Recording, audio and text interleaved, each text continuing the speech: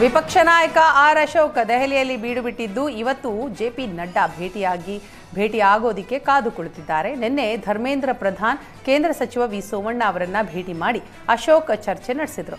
ಇವತ್ತು ಬಿಜೆಪಿ ರಾಷ್ಟ್ರೀಯ ಅಧ್ಯಕ್ಷ ಜೆಪಿ ನಡ್ಡಾ ಭೇಟಿಗೆ ಸಮಯ ಖಚಿತಗೊಂಡಿದ್ದು ಇವತ್ತು ಜೆಪಿ ನಡ್ಡಾ ಭೇಟಿಯಾಗಿ ಚರ್ಚೆ ನಡೆಸಲಿದ್ದಾರೆ. ನಂತರ ಬೆಂಗಳೂರಿಗೆ ವಾಪಸ್ಸಾಗಲಿದ್ದಾರೆ.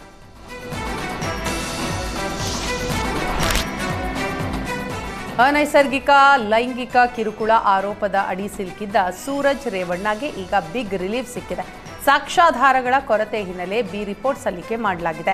ಜನಪ್ರತಿನಿಧಿಗಳ ವಿಶೇಷ ನ್ಯಾಯಾಲಯಕ್ಕೆ ಸಿಐಡಿ ಟೀಮ್ ಬಿ ರಿಪೋರ್ಟ್ ಸಲ್ಲಿಸಿದ್ದು 2024ರಲ್ಲಿ ಸೂರಜ್ ವಿರುದ್ಧ ದಾಖಲಾಗಿದ್ದ ಪ್ರಕರಣ ಇದಾಗಿದೆ. ಹೊಳೆ ನರಸೀಪುರ ಠಾಣೆಯಲ್ಲಿ ದಾಖಲಾಗಿದ್ದ ಪ್ರಕರಣ ಸಿಐಡಿಗೆ ವರ್ಗಾವಣೆ ಆಗಿತ್ತು. ಆದರೆ ಆರೋಪ ಸಾಬೀತುಪಡಿಸಲು ಬೇಕಾದ ಸಾಕ್ಷ್ಯಗಳು ಸಿಕ್ಕಿಲ್ಲ. ಈ ಹಿನ್ನೆಲೆ ಸಾಕ್ಷ್ಯಾಧಾರಗಳ ಕೊರತೆ ಇರುವಂತಹ ಕಾರಣ ಸೂರಜ್ ರೇವಣ್ಣಗೆ ರಿಲೀಫ್ ಸಿಕ್ಕಿದೆ.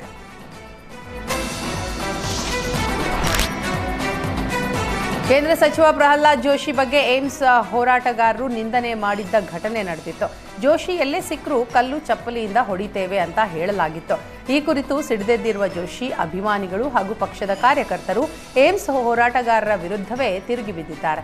ಏಮ್ಸ್ ಹೋರಾಟಗಾರರಾದಂತಹ ಅಶೋಕ್ ಜೈನ್, ಬಸವರಾಜ್ ಕಳಸ, ಎಸ್ ಮಾರೆಪ್ಪ, ಶ್ರೀನಿವಾಸ್ ಮತ್ತು ಎಂಆರ್ ಬೇರಿ ವಿರುದ್ಧ ಪ್ರಕರಣ ದಾಖಲಾಗಿದ್ದು ರಾಯಚೂರು ಬಿಜೆಪಿ ಜಿಲ್ಲಾಧ್ಯಕ್ಷ ವೀರನಗೌಡ ಲೆಕ್ಕಿಹಾಳ ದೂರಿನ ಅನ್ವಯ ಎಫ್ಐಆರ್ ದಾಖಲಾಗಿದೆ.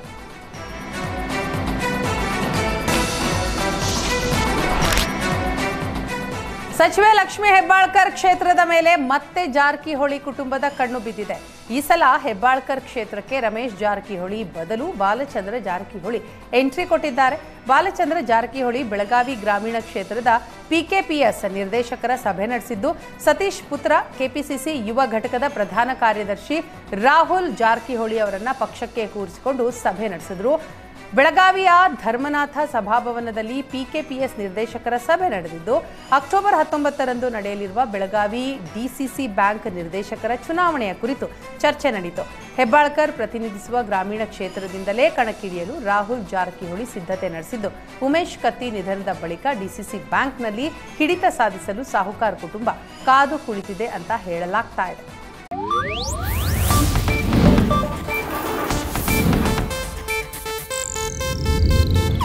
ಇದು ಏಷ್ಯಾನೆಟ್ ನ್ಯೂಸ್ ನೆಟ್ವರ್ಕ್ ಪ್ರಸ್ತುತಿ.